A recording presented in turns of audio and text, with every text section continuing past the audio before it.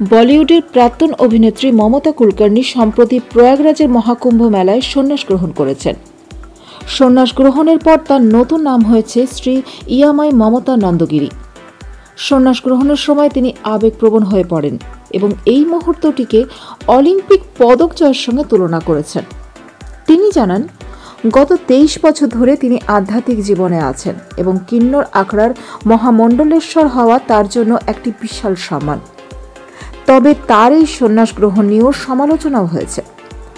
যোগগুরু বাবা রামদেব মমতার সন্ন্যাস গ্রহণের সমালোচনা করে বলেন, বিশ্বের যাবতীয় কিছু ভোগ করে আচমকা সন্ন্যাসী হবার ইচ্ছা, ভাবছে একদিনেই মহামণ্ডলেশ্বর তকমা পেয়ে যাবে।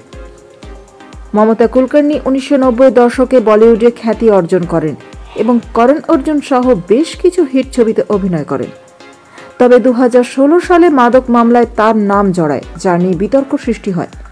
বর্তমানে তিনি আধ্যাত্মিক জীবনে মনোনিবেশ করেছেন এবং চলচ্চিত্রে ফেরার কোনো পরিকল্পনা নেই বলে জানিয়েছেন। মহাকুম্ভ মেলায় সন্ন্যাস গ্রহণের সময়কার একটি ভিডিও সম্প্রতি সামাজিক মাধ্যমে ভাইরাল হয়েছে, যেখানে মমতা কুলকার্নিকে সন্ন্যাসী রূপে দেখা যাচ্ছে। মমতা কুলকার্নির এই নতুন জীবনের পদক্ষেপ নিয়ে আলোচনা ও সমালোচনা উভয় চলছে।